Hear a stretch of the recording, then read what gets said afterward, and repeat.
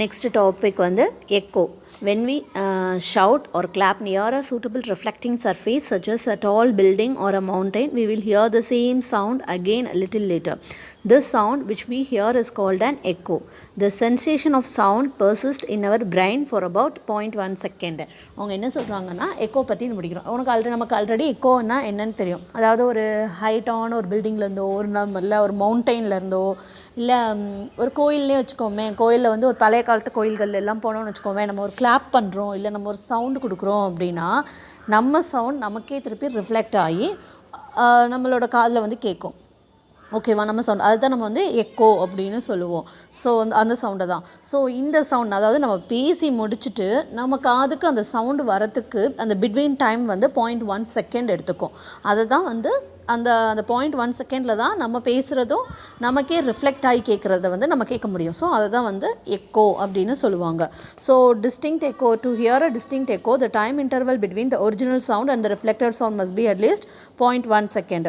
இப்போது speed of sound அதாவது ஏரில் 25 டிகிரி செல்சியஸில் 340 மீட்டர் பர் செகண்ட்னு சொல்லியாச்சா. So return to the ear listener on reflection after 0.1 second. அதாவது 25 டிகிரி செல்சியஸில் சவுண்டோட ஸ்பீட் எவ்வளோ இருக்கும்? ஏர் மீடியத்தில் 25 டிகிரி செல்சியஸில் 340 மீட்டர் பர் செகண்டில் இருக்கும். அப்போது நம்ம கிளாப் பண்ணுற நம்மளோட சவுண்டு வந்து நமக்கு ரிஃப்ளெக்ட் ஆகி வரதுக்கான டைம் தான் வந்து 0.1 செகண்ட் அப்படின்னு சொல்கிறாங்க.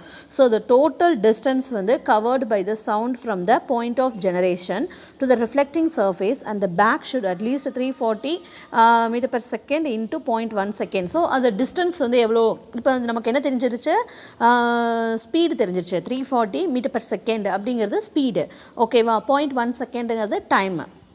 இப்போ நமக்கு டிஸ்டன்ஸு எவ்வளோ டிஸ்டன்ஸில் வந்து இந்த சவுண்டு ரிஃப்ளெக்ட் ஆகி நமக்கு அந்த 0.1 செகண்டில் நமக்கு ரீச் பண்ணோம் அப்படின்னா அதுக்கு தான் நமக்கு ஸ்பீடுக்கு தெரியும் இல்லையா? Speed equal to distance divided by time. ஓகேவா? ஸோ ஸ்பீட் வேல்யூ தெரியும், டைம் வேல்யூ தெரியும். இப்போ நம்ம வந்து டிஸ்டன்ஸ் கேல்குலேட் பண்ணிடலாம். நமக்கு ஈக்குவேஷன் தெரியும். ஸோ டிஸ்டன்ஸ் எதுனா 34 மீட்டர். அப்போது 34 மீட்டர் மொத்தமாக எடுத்துக்குது. அப்போது என்ன சொல்கிறாங்க அப்படின்னா அதோட மினிமம் டிஸ்டன்ஸ் அப்ஸ்டக்கல், அதாவது அந்த வாலோ இல்லை ஏதோ ஒரு எதிரொலிக்கிறதுக்காக தடுக்கிற மாதிரி நம்ம சவுண்டை வந்து அப்போஸ் பண்ணுற மாதிரியான ஒரு அப்ஸ்டக்கிள் வந்து from the source of sound வந்து half ஆஃப் த டிஸ்டன்ஸ் 17 மீட்டரில் இருக்கணுங்கிறாங்க. அந்த அப்ஸ்டக்கிள் வந்து நம்ம சோர்ஸ்லேருந்து, அதாவது நம்மக்கிட்ட இருந்து ஒரு 17 மீட்டர் டிஸ்டன்ஸில் இருந்தால் நமக்கு ரிஃப்ளெக்ட் ஆகி வர நம்மளோட சவுண்டு 0.1 செகண்டில் நம்மளை ரீச் பண்ணிடும் அப்படிங்கிறாங்க. ஏன்னா போகிறது 17 மீட்டர், திருப்பி ரிட்டர்ன் 17 மீட்டர் வரணும் இல்லையா? ஸோ ஓவரால் 34 மீட்டர் டிஸ்டன்ஸ் அதுதான் அவங்க சொல்லியிருக்காங்க. ஸோ த டிஸ்டன்ஸ் வந்து will change the temperature of the air. இந்த டிஸ்டன்ஸும் சேஞ்ச் ஆகும். எப்படின்னா டெம்பரேச்சர் ஆஃப் த ஏரை பொறுத்து. ஏரில் டெம்பரேச்சர் இன்க்ரீஸ் ஆக அதை பொறுத்து அந்த சவுண்டு வந்து ரிஃப்ளெக்ட் ஆகி வர டிஸ்டன்ஸும் வந்து சேஞ்ச் ஆகும்.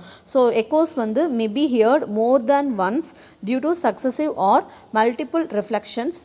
ஓகேவா? எக்கோ வந்து மல்டிபிள் ரிஃப்ளெக்ஷன் மூலமாக நமக்கு நிறைய தடவை கூட கேட்கும். நம்ம மலையில் இப்போ ஒரு பெரிய மலையில் ஒரு கொடைக்கானலையோ ஒரு அந்த எக்கோ பாயிண்ட்டுன்னு சொல்லுவாங்க. அந்த பாயிண்டில் நின்று நம்ம கத்துறோன்னு வச்சுக்கோமே, நம்ம சவுண்டு வந்து ஒரு 2-3 தடவை நமக்கு அதுக்கு வருகும். ஸோ இதுதான் வந்து மல்டிபிள் ரிஃப்ளெக்ஷன் அப்படின்னு சொல்லுவாங்க. ஓகேவா? மல்டிபிள் ரிஃப்ளெக்ஷனில் நமக்கு அந்த எக்கோ சவுண்டு கேட்கும். The roaring of thunder is due to the successive reflection of the sound from a number of reflecting surfaces such as clouds at different heights and the land.